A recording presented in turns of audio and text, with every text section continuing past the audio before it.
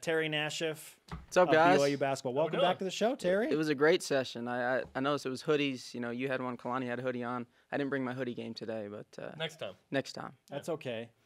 Now, I do have a question about your I hear a lot about your wardrobe. You get a lot of attention about that from your players and from your fellow coaches. How big is your closet, man? Because I don't know if I've ever seen you wear the same thing twice. It's not that big because I get rid of stuff quickly. Oh, okay. Wear it a couple times and then it's gone. So I've got some relatives and some friends that are trying to get into my size, and they've been the beneficiaries.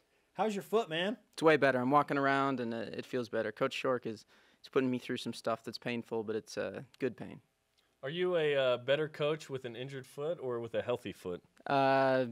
I think it's the same. People ask, how can you coach when you're on the scooter? And I can still yell on a scooter. So Didn't affect the larynx. It doesn't affect the vocal cords that much. Our Twitter question today, what TV show or movie is BYU basketball right now? You have a thought on that? Thought on that? I've got a couple thoughts on that. Okay. I think there's a couple things that come to mind. This Is Us. You guys seen that show? Yes. Awesome. Yes. And I think if you just took This Is Us and just watched the beginning of it, everyone kind of wants the end, what it's going to look like. And there's a lot of stuff and struggles that happen in the beginning. And so I'd go there. Great show, by the way. And then I'd also go Fixer Upper. And you know that this project is going to turn out great. They get in there, they have all the designs, they have all these plans, and then all of a sudden, you know, Chip calls Joanna and says, hey, we found termites, or we found this. And then he always makes Joanna call, like the owners, and say, hey, you need to find some money and fix this. We need to do it right. And I think we had a little bit of that. Elijah going down and not being a part of this is a huge deal. Wasn't talked about a lot. I liked that before the season, that he wasn't talked about, because everyone was talking about different players. And if you came to our practice last year, he was spectacular. And so we kind of had that in our pocket, that, hey, this kid's really going to help this team. He's done some things as a freshman, player of the year in his conference. And then not having him after planning on it the whole time it's been a huge deal. I'm excited when he comes back. I'm excited to see how this finishes and how it ends up, and I think it's going to be great. When do you expect him to get back and start playing at his level? Obviously, he came back. He was dragging that thing around. You guys saw it, shooting a ton of three-point shots. That's not his game. He's a good shooter, but he's a penetrator. He's always on attack and puts pressure on defenses like we haven't seen very much here before. And he would have to settle, but just because he couldn't explode off that leg. And so he's getting it better. He's getting it right. Don't know when it'll be, but we're excited for that. What kind of challenge is Colorado tomorrow night in a big game in the Marriott Center? Great team. We played them last year, and they're going to go up and down. Huge win for them, beating Xavier. And we're excited for the challenge. It'll be at home. Guys will be excited. And we'll see what they do to us. It's been interesting to see. You guys watching your segment, a lot of talk about the post play, a lot of talk about the guard play.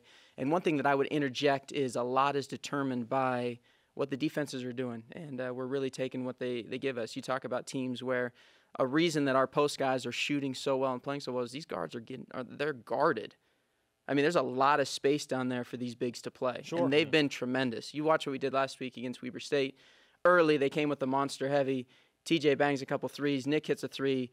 Whoa, we're done with the monster. Let's see if twos can beat us. And twos beat them. Twos have beat them 6 times. 3 times they haven't. And so a lot of that is determined. You look at a team that Valpo monstered us a ton, and that was their plan. And kicked that thing out. You guys remember, wham, wham, wham, hitting those threes. Yeah, shot the three well in that game. Exactly. UVU came in. They monstered every possession. Nick went for 37. There's a big deal about give and take, what they're giving us, what they're not. That's why we love this team. It's balanced. It's young. And there's a lot of different things that go. USC, they did something different. They zoned us. And this is actually the best team that we've had against zone in practice. I love this team, the way they move the ball. It's unselfish and things.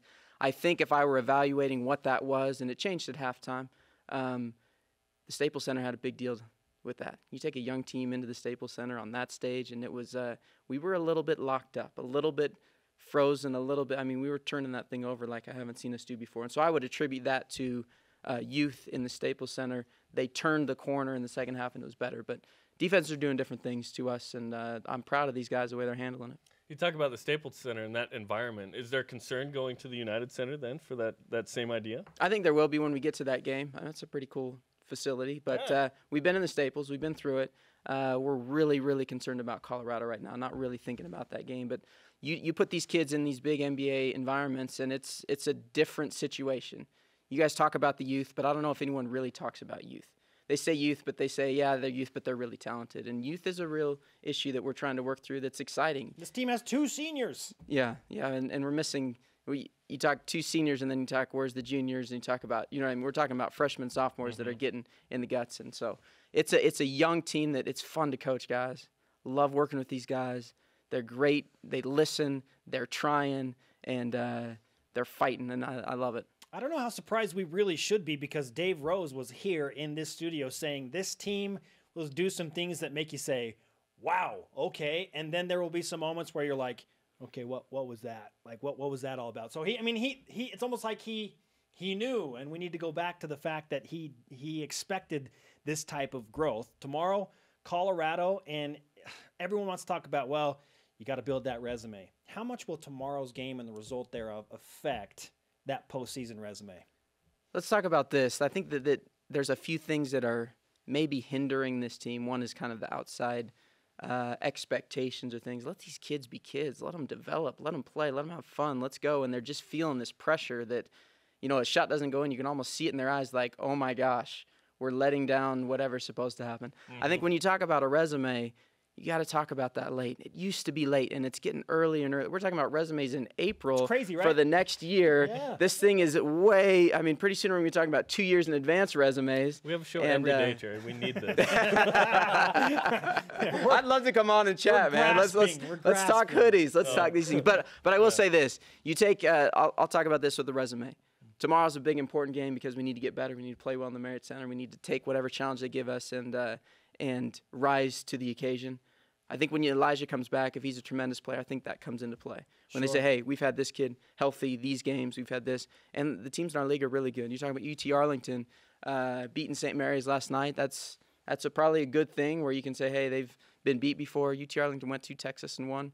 They're really good. Yeah. And great, really well coached. And so it's exciting. I love going to battle with these guys. And there's going to be some successes. It seems like you said, every game, someone's hanging from the rim with a spectacular play, and then something's going bad. We're thinking, what's going on? And it's just youth. And youth, that ends quickly, as you start getting into game 10, 11, 12, 13, and they start getting used to it and getting comfortable. So I'm excited. Dave Rose, after Wednesday's game, said, offensively, we have a lot of work to do. What's some of the work you have to do with the offense? I think our offense is different. You guys know that. We're playing 2 post guys. We're throwing that in. We changed quite a bit the other night. I don't know if you guys noticed, but we're up jumping around, calling plays all the time. And the thing was really slowed down. Help with youth, help with shot selection, help with a few things. Very get them a little more efficient. comfortable. Yeah. If you can find ways to get layups for teams, it really takes the pressure off. You have to make hard baskets. That's what you want to do defensively. When I was working in the defense, make the other team make hard baskets, eliminate the easy ones. And offensively, we try to get a lot of easy baskets, and then it just helps out with all the other points that you're trying to get. You can get them in transition. You get them in sets. We were able to lay the ball up quite a few times against Weber, who's a good defensive team, and really proud of their execution. So it's a work in progress like always, but it's a really fun work in progress. Eric Mika is doing a lot of things well and a lot of things right. And I know that we had high expectations as a collective BYU fan base for what he was going to bring back off of his mission, but I mean, did you at this point expect him to be where he is right now off of a mission? I'll tell you, he had a tremendous summer. I don't know if you can expect this because he's playing so well. Tremendous summer. You look at his body. I mean, you just look at his arms. You look at his shoulders. You look at what he can do down there. The and mustache. Yeah. Oh, absolutely. If you get close enough, you can see that The mustache. blondie, yeah. But the thing that's really impressed me with Eric is his maturity. You look at what's happened in a few games, and Weber is a very good example of that. Early, he struggled. Part of it is they brought a little bit more help. They were really walking under him, and he's a hard guy to officiate because he's a skilled big guy with a lot of power. And so when he gets moved, you wonder what's going on. And they were really walking under him, especially in the first half, and it really bothered him. And then you look down the stretch, and he just took over the game.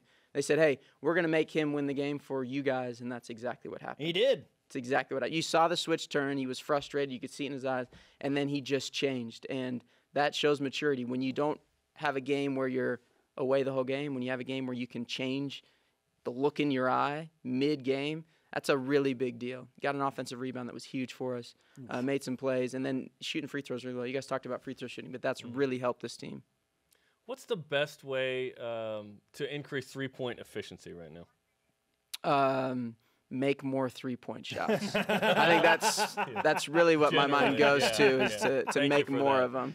Thank you for that. I think a couple things can happen. One, how do you make more threes, Terry? One is space the floor. I think they're going to show more attention to Eric because he's proven that he can beat 6 teams. You know what I mean? We can throw that thing in there. You watch the high-lows to Yo. Yoli has been tremendous, guys. I mean, a young, athletic, talented kid that is just getting better every game. And you saw what he did. He's holding guys off, grabbing that thing, finishing around the rim. They're going to have to spend more time down there, and that's going to open up the floor, and we're going to start knocking those in. Terry, we appreciate the time. We know how busy you are, and we give you some BYU Sports Nation karma to help the foot continue to heal and to go and take care of business against Colorado tomorrow. Love it. Love being on the show, and I really appreciate it. Terry Thanks Nashif, for hanging ladies out, and except gentlemen. for that last answer. Hey, no. He needs more of that. He needs more of that.